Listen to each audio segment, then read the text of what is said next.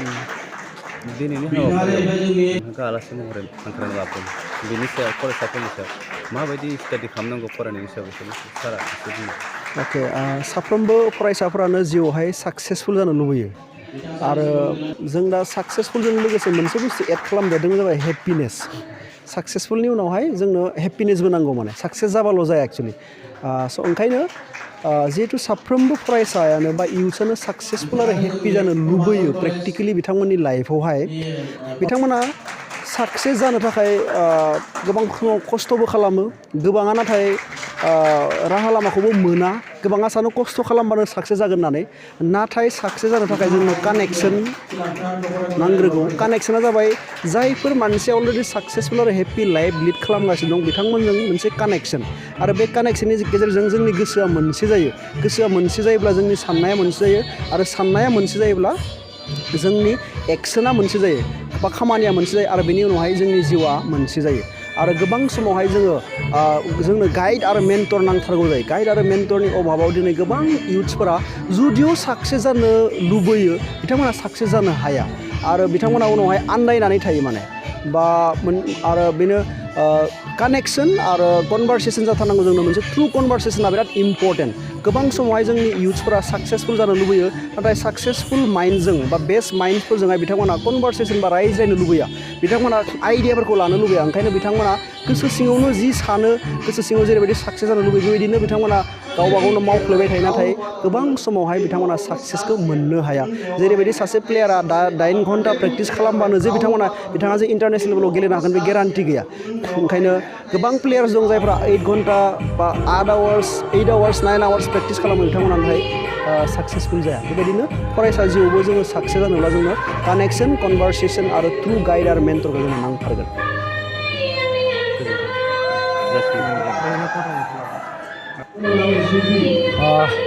दिनै सिलाफोथार हालामारि बर' स्टुडेन्ट जथुम दा बेवहाय आंखौ थांखि जानाय आलासि हिसाबै बिथांमोना लेंहरदों। दा बेवहाय जिहेतु बिथांमोनजों दिनै सावरायनानै मोनबाय बे सावरायनायाव आं खोब गोजोननाय मोनदों। मानो होननानै बुङोब्ला थांनाय समनिफ्राय फरायसाफ्रा बांसिननिफ्राय बांसिन बाहागो लानो हादों। आं माने कन्टिनिउ दिनै सिलाफोथार हालामारि फरायसालिनि जि जुथुम दा बे जुथुमाव बाहागो लानो मोनबाय थानाय जादों। दा बेबायदिनो दिनै नुदों माने स्टुडेन्टफ्रा बांसिननिफ्राय बांसिनसिन बाहागो लानायखौ आं नुदों। दा बेवहाय आं बेखौनो दिनै मेलाव बेखौनो बुंदों दिनै जोङो फरायसा एबा फरायनायजों लोगोसे जोंनि माखासे जि खामानि मावनो गोनां समाजनि खामानियानो जा बा जोंनि साइडनि जि खामानियानो जा दा बैफोरखौ लांफानांगोन आं बेखौ खावलायदों। दिनै जोंनि बर' जाथिया गाननाय जोमनाय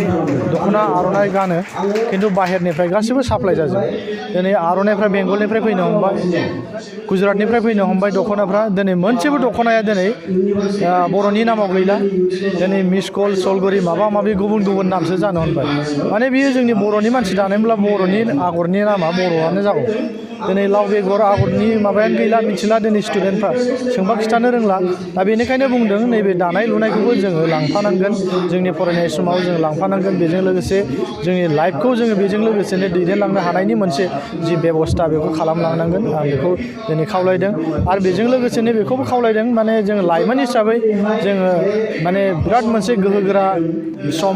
दा बे समखौ जोङो बेखार खालामालासिनो जोंनि नैबे लाइमोन समखौ जों मोजां मोनसे खामानियाव बाहायनो हायो नामा आं लाइमोनफोरखौ बेखौ खावलायनाय जादों। जिहेथु जोंनियाव बे कलेज फरायनाय स्टुडेन्टफोर गोजा दा बेवहाय आं बेखौ खावलायदों।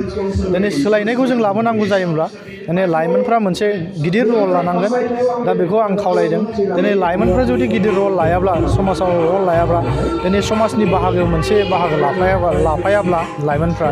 दा बेवहाय जोंनिया सोलायनांगौ होननानै बुङोब्ला सोलायनाया फैनाय नङा। दा बेनिखायनो आं लाइमोनफोरखौ दिनैनि मेलनि गेजेरजों बेखौनो खावलायदों जोंनि लाइमोनफ्रा सोलायनायाव बाहागो लानांगोन बर' जाथि जौगानायाव बाहागो लानांगोन। जों माने समाजनि बेबस्थायाव जों बाहागो लानांगोन आरो धोरोमखान्थि एबा धोरोमाव जों जिखि धर्म जाया जिखि धोरोमाव नोंथाङा थाया मानो धोरोमनि जों खान्थिफोरखौ नियम नितिफोरखौ सोलोंनांगोन धोरोमनि गियानखौ सोलोंनांगोन आं दिनै लाइमोनफोरखौ बेखौनो खावलायदों आरो बेजों लोगोसेनो जोंनि समाजाव माखासे गेना खान्थिफोर जायो गिज्रा माने हाबाफोर सोलियो दा उन्दै बैसोआव हाबा जानायनि खोथाखौ आं बुंदों उन्दै बैसोआव हाबा जानाय लोगो लोगो जोंनियाव समाजाव माखासे बेले बेजे जायो सोमजियो दा बेवहाय उन्दै बैसोआव हाबा जानायखौ जोङो फरायसा आफाद हिसाबै फरायसा आफादाल' बेयाव माने उन्दै बैसोआव हाबा जानायखौ खम खालामनांगौ होनब्ला जानाय नङा बेनिखायनो आं बिथां लाइमोनफोरखौबो खावलायदों दा बेवहाय उन्दै बैसोआव हाबा जानायखौ जुदि हमथानांगौब्ला जोङो लाइमोनफ्राबो मैखोम भाबै बाहागो लानांगोन आरो बर'नि जेसेबांनाखि आफादफोर दङ आरो जेसेबां इन्टेलेक्सुवेल फोरोंगिरि दं गासै जेसेबां साख्रिआवला दं जों बयबो बाहागो लानांगोन आरो जुदि सावरायलायनायनि गेजेराव जुदि लाइमोन बैसोआव हाबा जानाय एबा उन्दै बैसोआव हाबा जानायखौ जों होबथानो हायाब्ला जों आयेननि बेबस्था लानानैबाबो होबथानांगोन आं बेखौ खावलायदों लोगोसे नैबे जोंनि समाजाव आरो गुबुन मोनसे खान्थिया सोलिबाय थायो जोंहा अरुणाचल बर्डार एबा अरुणाचलजों नांजाबनानै थानाय हिसाबै धेमाजि जिल्लाया स्पेसियेलि धेमाजि जिल्ला हिसाबै आं बेखौ बुंदों जोंनाव गामि गामि माने जोंनिनो बर' गथ'फोरखौ उन्दै उन्दै गथ'फोरखौ गथ' बानो थाखाय सोरबा मोसौ गुमनो थाखाय सोरबा ओंखाम संनो थाखाय लांफैयो दा बेवहाय जोंनिनो बर' मानसिफ्रा सोरबा माने एजेन्ट हिसाबै एजेन्ट महरै खामानि मावनानै जोंनि बर'नि गथ'फोरखौ बैयाव रुवाथि बखालि माबा माबि लांनायाव हेफाजाब खालामो दा बेयाव आङो दख'रा आफादखौबो बेनि गेजेरजोंनो खावलायदों जुदि बैफोरबायदि मानसि ओंखारोब्ला जोंनि दख'राजों खावलाय आरो दख'रानि रिपर्ट हो जिल्लानि रिपर्ट हो जों बेखौ रायलायनानै जिहेतु आयेननि बेबस्था बे आयेननि बेबस्थाखौ जों लागोन आरो बेजों लोगोसे गुबुन मोनसेया जाहैबाय जोंनि चाइल्ड लेबार उन्दै बैसोआव जोङो फरायनाय समाव जाय गथ'खौ जोङो फरायसालियाव थिसननांगौ बै समाव एजेन्टफ्राबो जोंनि नैबे बखालि हरनाय सोरबा गथ'खौ खामानि मावनो हटेलाव हरनाय दा बैफोरबायदि खामानिखौ बन्द' खालामनांगौ आरो जोंनि लाइमोनफोरखौबो नैबे खामानियाव जों बाहागो लानांगौ होननानै आं बेखौ खावलायदों आरो गुबुन मोनसे खोथाखौ आं बेखौनो बुंदों जोंहा बिटिआर एकर्ड जानानै थांबाय बिटिआर एकर्डनि गेजेरजों जोङो गुबुन गुबुन माखासे अनुस्थानफोरखौ मोनबोनो हादों दिनै अनुस्थान जुदि फुल इमप्लिमेन्ट जानानै फैयोब्ला अनुस्थानफोराव जोंनि लाइमोनफ्रानो बाहागो लानांगोन अफिसार जाहैनांगोन सोरबा प्रफेसर जाहैनांगोन सोरबा भिसि जाहैनांगोन बै अनुस्थानफोरनि दिनै बड'लेण्ड इउनिभारसिटिनि खोथाखौ बेयाव रायखांनांगोन बड'लेण्ड इउनिभारसिटियाव जोंहा मणिपुरनि सासे भाइस चेन्सेलर दं दा बिथाङा गावनि गोसोबायदि मन मानि एकदम बिथाङा माने गावनि गोसोबायदि माखासे माने इमप्लयिफोरखौ दिनै क'क्राझार बड'लेण्ड इउनिभारसिटियावहाय सोसननो नागिरदों दा बेवहाय बेखौनो दिनै दुलाराय बर' फरायसा आफादा प्रटेस्ट खालामदों जिहेतु लकेल एबा बर' मानसि बिटिआर थानाय जा क्वालिटि गोनां मानसियानो दं एबा क्वालिटि गोनां मानसिया जोंनि गेजेराव दं हिसाबै जोंनि मानसिखौनो बिटिआरनि मानसिखौनो सोनांगौ होननानै जों डिमान्ड खालामदों बेनि थाखायनो जोङो दिनै बड'लेण्ड इउनिभारसिटियावबो बै धर्ना कार्ज'खुसिया सोलिगासिनो थादों दा बेनिखायनो लाइमोनफोरखौ बेनि गेजेराव बेखौनो खावलायदों लाइमोनफोरा जिहेथु सांग्रां जायाब्ला नैबे जों नासयनाय नाख्रेबनाय गासैबो खामानिया जों बेखौनो खावलायदों लाइमोनफोरा जिहेथु सांग्रां जायाब्ला नैबे जों नासयनाय नाख्रेबनाय गासैबो खामानिया जों नासयजाबाय थागोन दा बेनिखायनो जा फैबाय थानाय लाइमोनफोर बै लाइमोनफोरा बै समाजनि एबा सोलोंथाइनि साइडआव जिहेतु मोजां भाबै क्वालिटि भाबै खामानिखौ मावनानै जिहेतु जोंनि फैबाय थानाय जा अनुस्थानफोर एबा समाज बैफोर समाजाव बाहागो लानांगोन आं बेखौ खावलायदों ओमफ्राय गुबुन मोनसे खोथाखौबो आं बेयाव बुंबावनो सानदों जिहेतु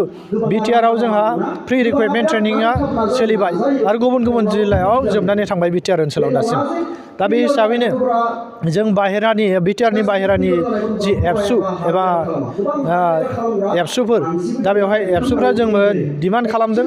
जोंनि बाहेरायावबो जोंनि बर'नि लाइमोनफोरखौ जिहेतु पुलिस मिलिटारियाव सोनांगौनि थाखाय जिहेतु प्रि रिक्रुइटमेन्टखौ जोंनि बाहेरायावबो लानांगौ होननानै जों डिमान्ड हरनाय जादों अलरेडि धेमाजि हिसाबै जों मोननै जायगानि थि खालामनाय जादों गगामुग आरो सिमेन्सापुरि जों बेवहाय खालामनांगौ होननानै दुलाराय बर' फरायसा आफादगिरिनिसिम गाहाय नेहाथारिनिसिम मेम'रेन्डाम हरनाय जाबाय आरो बिथांमोना दाख्लै सिमेन्सापुरियाव जे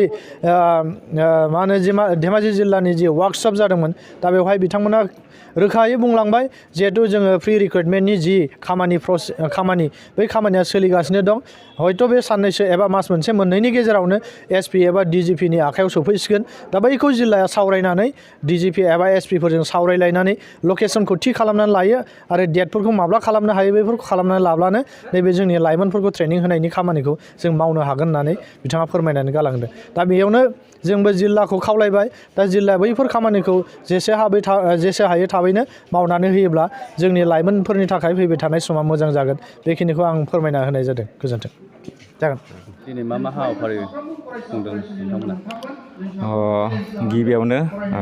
रादाब बुथुमगिरि नोंथांमोननिसिम साबायखर जासिबाय जोंहा दिनै सिलापथार दख'रा जोंनि फरायसालिमा बर' फरायसा थुनलाइयारि आफादा खुंगा जेथि जा बराय फोरबो आरो लोगोसे जोंनि सिनियर स्टुडेन्टफोरखौ जों बिदाय होनाय मोनसे फोरबो खुंदों दिनै बे फोरबोनि गुबै बा मेन थांखियानो जाहैबाय जों खौसेथि जोंनि सिलापथार एरियायाव बा सिलापथार टाउनाव बा सिलापथार कलेजफोराव गोबां फरायसाफोरा गुबुन गुबुन जायगानिफ्राय जेरै गगामुग आरो बिसनासालारि गहपुर बायदि बायदि जायगानिफ्राय फैनानै बेयाव फरायफैयो नाथाय बिथांमोनखौ जों सिनायलाया बा बिथांमोननि सोमोन्दै जों मोनथिलाया मालाबा जों लामा सामाफ्राव नुबाबो जों सिनायनो हाया दा बिनि थाखायनो जोङो बे प्रग्रामखौ बा बे हाबाफारिखौ जों लाबोबाय दङ बेखौ जों 2012 मायथाइनिफ्राय जों लादोंमोन आरो दिनै 2012निफ्राय खुङै खुङै जोंहा देग्लाय खुंगा जिथि जाबाय जिथिसिम सफैबाय आरो फरायनायजों लोगोसे दानि माखासे फरायसाफ्रा बांसिनानो निसा बा निसा जिरादजों गोग्लैसोना थादों बिनि सायाव माबाफोर आं बेखौनो बुंनो सानो जोंनि सिलापथार आनसलिक एबा सिलापथार फरायसालिमायाव फरायनाय माखासे फरायसुला फरायसुलि लोगो बिथांमोनखौ आं खावलायनो सानो जे निसा जों गुबुन गुबुन बिथिङाव माखासे बिथिङाव जों निसाखौ लाबोबाय थानाय नुदों जा बिनि जाहोना जाहैबाय जोंनि फरायसाफोरा माखासे दैज' गैया स' आरो माखासे गाज्रि हुदाया जोंनाव जोंनि सिलापथार एरियायावबो गैया नङा दङ गोबां खना खनला जों जाफ्लेबाय थानाय खोनायो नाथाय आं बेखौसो होनो बेखौ मेन दायथ'आ जाहैबाय गारजेनाव थायो आरो गुबैयै गावनाव थायो गावखौ दबथायनो हाब्लासो जोङो गावखौ जुदि मोनसे मोजां लामाजों दैदेनलाङो मोनसे साननाया थाब्लासो बैफोर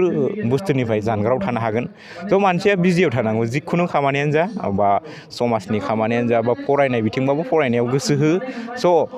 बिनिखायनो आं खावलायहरनो लुगैयो दा जोंनि जा सिलापथाराव जोंनि फरायसालिमाफोराव गुबुन गुबुन जायगानिफ्राय फरायफैनाय गोदान गोजाम गासैबो फरायसालि बिथांमोनखौ आं बेखौनो मोनसे खावलायहरनो सानो जाहाथे जोंनि बे फरायसालिमायाव फरायनानै मोनसे मोजां गावखौनो जौगासार एबा डेभेलप एबा मोजां पार्सेन्टेज लानानै उथ्रिलांनो हायो जेरै जोंनि जायगायाव मोनसे गोबां प्राइभेट फरायसालिमाफोरबो दं कलेजबो दं बेयाव फरायनाय माखासे मोजां मोजां स्टुडेन्टफोरबो दङ बिथांमोनखौ आं खावलायहरनो सानो बिथांमोना जाहाथे दं बेयाव फरायनाय माखासे मोजां मोजां स्टुडेन्टफोरबो दङ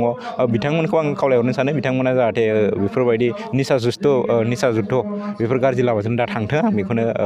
बिथांमोनजों मोनसे रिकुवेस्ट थाहरबाय आरो गार्जेनफोरखौबो जाहाथे फैसाफोरखौ जुदि लिमिटै हरो माखासे जोंना माहाजोन बिथांमोना जुदि 5,000 हरनांगौ 10,000 हरो होमबा 5,000खौ जों बाहायबाय मोनसे नांगौ खोन्दोआव नङा होमबा 5,000आ थावैबाय होमबा बैबायदि बारा हरनायाव माखासे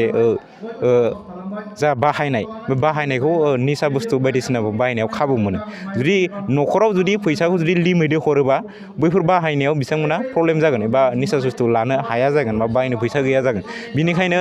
गार्जेनफोराबो बेफोरनि बिथिङाव नायहरनांगोन बा फरायनायखौ नोजोर बोनानै अबेबा हस्टेलाव दोनहरदों अबेबा रुमाव दोनहरदों बैफोरावबो फैनानै सम सम थाल लाफैयो बैफोरखौ मोनसे मोजां लामाजों नायो होमब्लाना बे फरायसाया निस्सय बे दावखोगोन बेखिनियानो